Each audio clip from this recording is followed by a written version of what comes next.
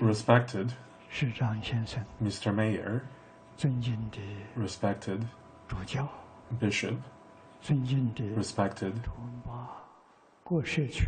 community leaders from around Toowoomba, religious representatives, friends, and students.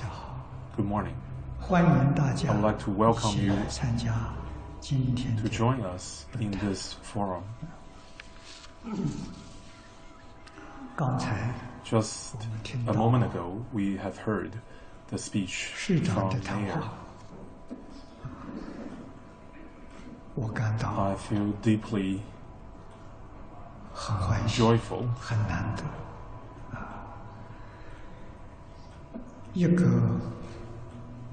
A multicultural model city of peace and harmony is something we have been dreaming for at least 30 years. We thought that this is only a dream. It is not going to become a reality.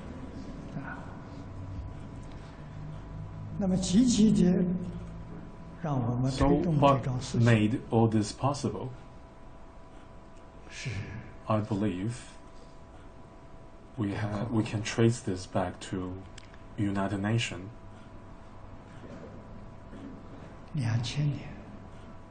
In the year 2000, I immigrated to Australia from Singapore. At the time, the Minister of Immigration, he invited me to come to Australia, hoping to do what I did for Singapore, to facilitate mutual cooperation between religions and ethnic groups. I was given a very special invitation to come to Australia. Back in 2005, we did a very successful experiment in a small town in China. That small town has a population of 48,000 people.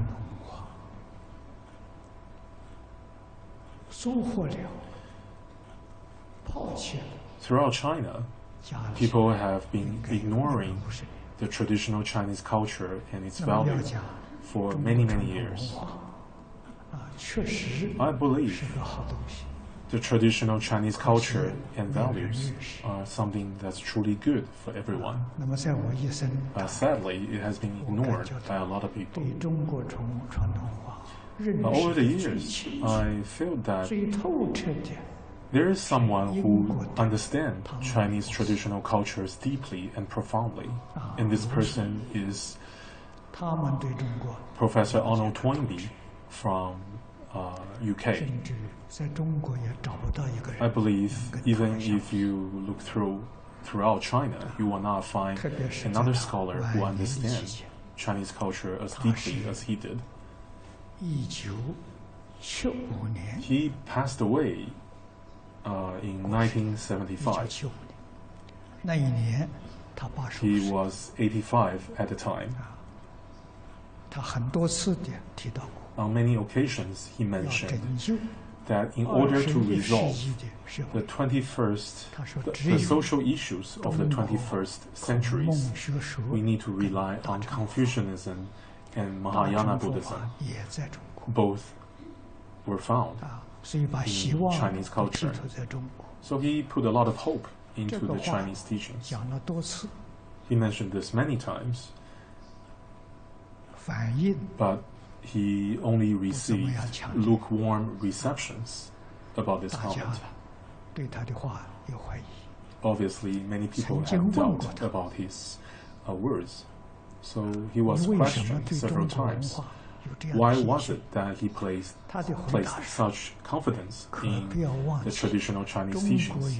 He answered by saying, we shouldn't forget there are 5,000 years of history attached to the Chinese culture. When we no longer can see the future for the way we are carrying on with ourselves, if we look to such an ancient civilization, we will find a solution. I believe he said it well, and he said the truth. After coming to Australia, I had the opportunity to represent Griffith University and the University of Queensland to attend quite a few different forums. Griffith University has initiated an effort to unite all faith and religions, as well as the Aboriginal communities. They did a lot of work in these areas. And since 9/11, this tragic incidents, University of Queensland had sent 2 professors to Toowoomba to talk to me. And we had a series of dialogues. I had dialogues with a professor from their Center of Peace and Conflict Studies. We talked about how to resolve conflicts.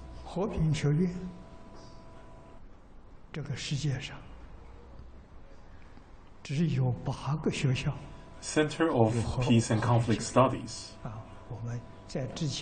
I understood at the time there were only 8 such centers around the world. Before that, I have never heard that there is Peace and Conflict Study centers. After listening to the professors, I understood its existence. And most of the graduated students will work for UN system. And a lot of them will go into conflict resolution. So, how do we resolve conflict? And a lot of times we heard the professor will introduce arms interventions and various different extreme means to stop conflict. I believe these are not the right course of action. So how do we use peaceful means to stop conflicts? The chancellors from both universities, they also heard about what I did for the Singapore faith and religious communities. So they wish for me to share my experience with everyone. So by utilizing Buddha's teachings, we did that in Singapore. There is a very senior minister from Singapore, Mr. Gao Jingzhen. Mr. Gao visited me in Singapore. He asked me, what did you do to help facilitate the mutual cooperation between all 9 faiths? In Singapore, there is an inter-religious organization. It has 50 years of history. Every year, all the religious leaders will get together and share a dinner once a year. That's it. I believe while I was in Singapore, I did my best to unite all faith and religions. In the end, everyone was like brothers and sisters. Throughout the whole year, we will actively attend various different faith and religious activity.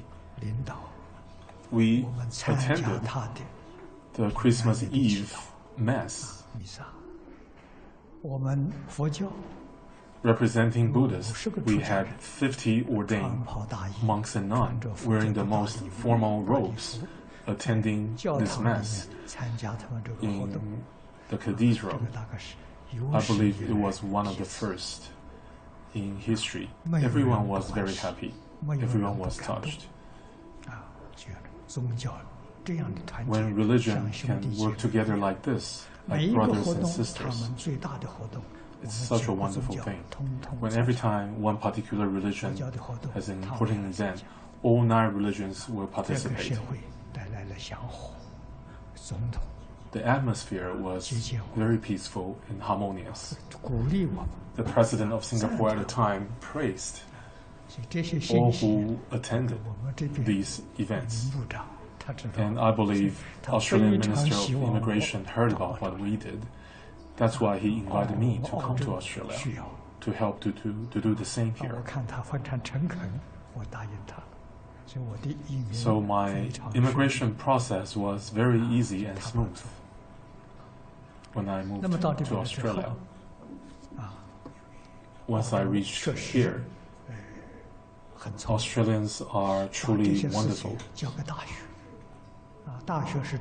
All the universities here are very secular.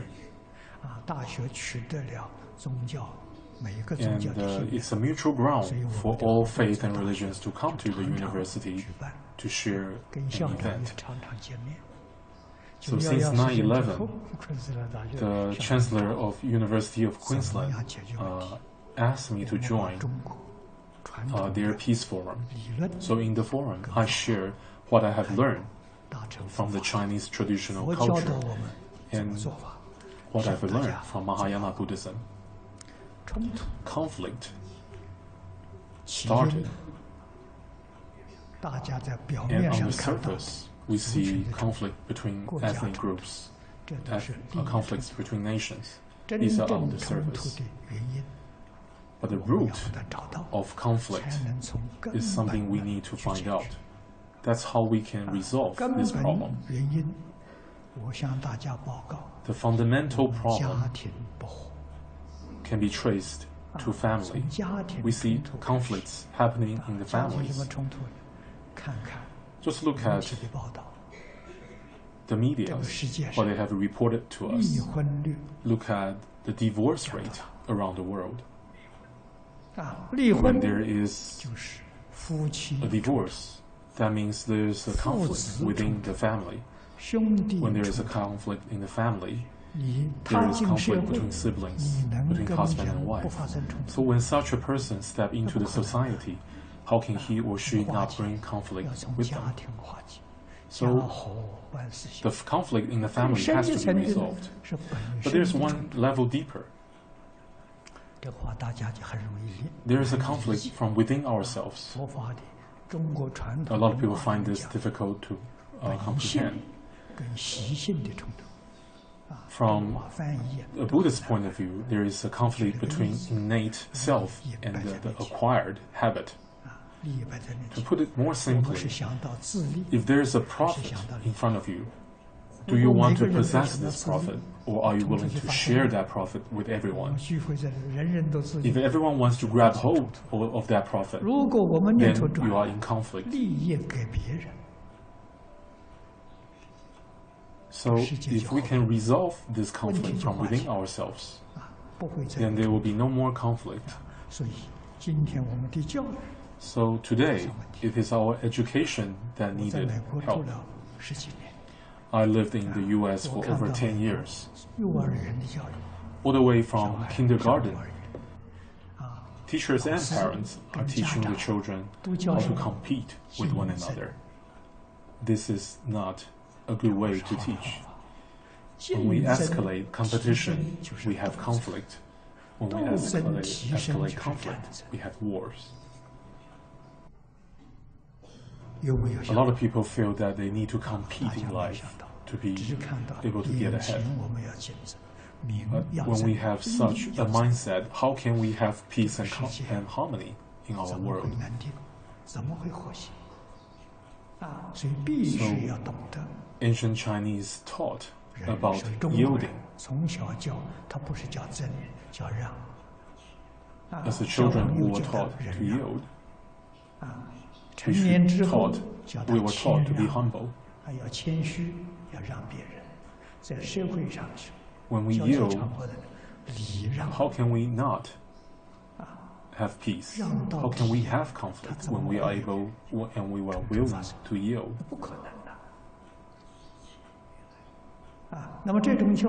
Such teaching has been taught in China for thousands of years. And we see there are countries that have profound association with China, such as Vietnam, Korea, Japan. These three countries have always had close association with China for at least over 2,000 years.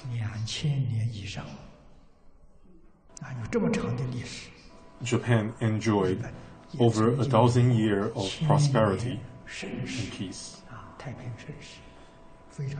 They have all utilized the ancient wisdom from China. They have utilized the Chinese language to access this ancient wisdom. The same applies to Korea, Vietnam, and as well as Japan. After World War II, they have devised and invented their own languages. I believe this was a huge mistake, to discard the Chinese language. Just to quote from Arnold Toynbee, who was a very famous British historian, he studied the ancient civilizations of humanities.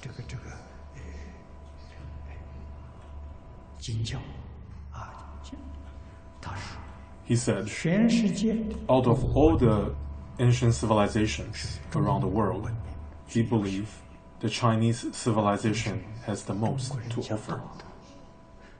Chinese used to talk about morality and virtue. Throughout the 5,000 years of Chinese history, China has not invaded in other countries. In its most powerful period of time, all the neighboring countries will submit to the Chinese emperor. It wasn't done through military might or economic power. It was done through the teaching of virtue and morality. Everyone in China was following the law. The society were in peace and harmony. All the neighboring countries, once they saw this atmosphere, they wished to learn from China. That's why all the submission took place at the time. All these civilizations around the world, especially the ancient civilizations, the Chinese civilization has kept the most complete record of its history and culture. In the Ming Dynasty, by the Emperor Yongle, he has compiled a huge encyclopedia that compiled all the most important literature throughout Chinese history. There was an encyclopedia, but it was later destroyed due to war. Then later in the Qing Dynasty, another emperor has compiled a very similar work based on that previous encyclopedia. It was later called the Four Branches of Literature. In this encyclopedia, it comprised the teaching from saints and sages, their theories, their methods, their results, experiences, all the way from self-cultivation to gain health, longevity, to lead a happy, fulfilling life, to have a happy family, a harmonious community, and world peace. All such teachings can be found inside this encyclopedia. It is a huge set of books. We have donated one such set to the University of Southern Queensland, as well as a condensed version of this Four Branches of Encyclopedia.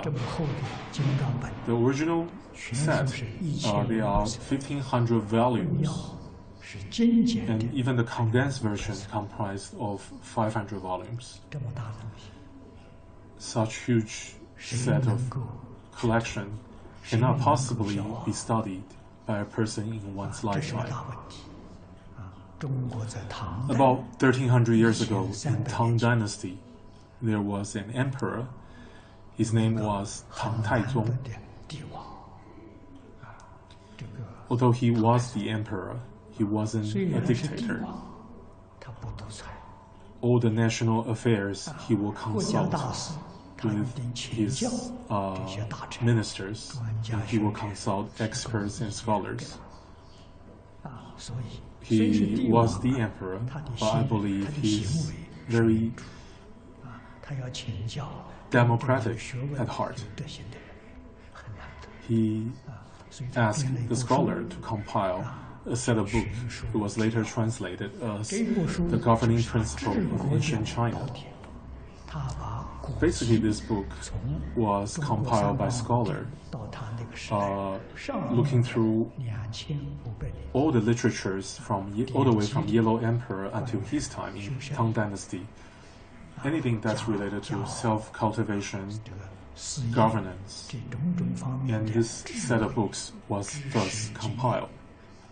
There are over 500,000 characters compiled as a result.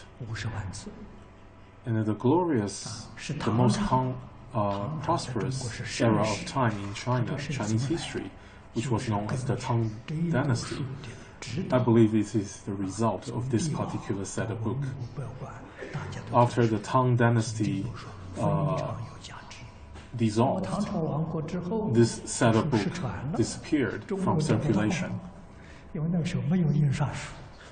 back then, there were quite a few Japanese scholars visiting China in Tang Dynasty. And I believe this book was taken back by the Japanese and took it to Japan. And this book was widely read in the Japanese government. And I believe it brought hundreds of years of prosperity to Japan. It only wasn't until much later that Japanese began to learn from other cultures. They started to ignore such teachings. It's been, and the Japanese hasn't been following this teaching for 400 years, and Chinese has not been following this teaching for nearly 200 years. We see increased conflict around the world. I believe the ancient wisdoms from Chinese ancestors provided solution to our problems today. It's very lucky that we have come across such teachings. I've heard about this book, but have never came across it. I've never read it. I searched everywhere for it, but I couldn't find it. I talked about this in my lectures. I mentioned it, that I was looking for this particular book. It's too bad it's out of circulation. I actually later learned that one of my followers, he actually went out and searched for this book and found it. It was printed more than 100 years ago. I believe only one edition was ever published. And most of the libraries around the countries, they never heard about this book. I was really thrilled to come across this book. The papers were in such a condition that they are very brittle. It's almost 100 years old. So immediately I asked the publishers to print 10,000 copies of this particular set of books, the Governing Principle of Ancient China's. Then I distributed this set of books, to all the major libraries around the world. The purpose behind it is so that this set of books will never be lost again. Even if there are wars and other disasters, at least somewhere in the world, there will be a complete copy of this valuable book. I believe this set of books is the essence extracted from the four branches of literatures. We can view it that way. I believe the current leader of China, Mr. Xi, throughout his speech, the speeches he has made, I believe he is of the same caliber as the Emperor Tang Taizong. Mr. Xi advocated the idea to revive traditional Chinese culture. In his many speeches, we heard his praises for religious teachings as well as traditional Chinese culture. So from this, we see that there is still a ray of hope for the Chinese people and perhaps for the world. For all these years, I represented the University of Queensland as well as Griffith University to attend quite a few UN and UNESCO held peace conferences. I was invited by the chancellors of UQ and as well as the chancellor of Griffith University. They believed what I am able to share can be of some help to a lot of the scholars and experts. I was given honorary professorship as well as honorary doctorate degree. Originally, I said, as a monk, I have no need for such title, but they insisted in making me accepting such titles. They say it will help me to attend the various different conferences held by UN and UNESCO. That's why I accepted such honor. Once I attended these international conferences, I have come across many messages and important teachings I have never heard before. And on quite a few occasions, I was asked to give a keynote speech. After my speech, there were some friendly experts and ambassadors who approached me and say to me, "Your speech was wonderful, but it is ideal. It is only ideals. They are not practical." To me, that's a huge shock. So how do we make people believe in what we are saying? So then we need to conduct points of demonstration to help people understand the validity of traditional culture. So in Australia, in Malaysia, in Singapore, in Indonesia, in the US, I looked everywhere, but the conditions have not matured. Then in 2005, I went back to my hometown in China, a town that I have not visited for over 70 years. We had a huge family. I met up with many family members in my hometown, and I told them about what I have done over the years, promoting peace and harmony between all faiths and religions. And I hoped that I can find a point where I can conduct an experiment, if you will, to prove to the scholars and experts in the United Nations the validity of the teaching of traditional culture. Most of my family members were happy to hear about this. They asked me to come back to the small town, which was called Tangshi. It's a small town in the Anhui province of China. That small town comprised of 48,000 people. And we established a center there, teaching and promoting the Chinese traditional culture and values. In my mind, it will take at least 3 years for this center to be of any influence to the local community. But little did I know that after only 3 months, the teachers in the centers, they did such a magnificent job. They have generated enough influence to change the local people. I remember there were over 300 students who volunteered to come to the center to help. But in the end, only 37 were selected. I told everyone that we need to have a sense of a mission. This is our one chance to prove to the world that the Chinese traditional culture is still valid today. If we can do that, then we can pass on such great teaching to the rest, to our future generation. If we failed, then we are telling the whole world that this traditional culture is not valid anymore in our present society. So I advise everyone to do their best to make it a success story. Because when we are successful, it's equivalent of validating our own civilization and our own culture. So this center started teaching the standard for being a good student and child, 10 Virtuous Deeds Sutra, as well as the treatise on request and response. These three teachings corresponded with the traditional teaching from Buddhism, Taoism, and Confucianism.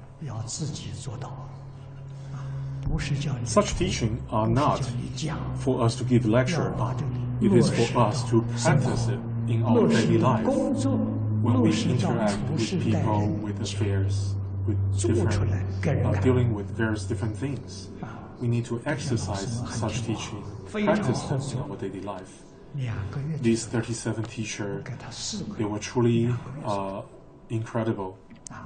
They practiced such teaching in their life, and it only took them 3 months to do so. The coordinator of the center ring me. I was in Hong Kong at the time. That all the teacher has fulfilled your wish to practice such teaching in their daily life. What do we do next? So I advised them to go to the different villages surrounding the town. When we see elderly, we treat them as our own parents. When we see similar aged young people, we treat them as our brothers and sisters. And all the villagers were then deeply touched by these teachers. They say to the teachers that my own sons and daughters are not as filial as you are to us. And we brought a sense of shame to the younger generation. And everyone started working together as one family. And at the same time, the center started to give free and formal lectures and teachings to the villagers.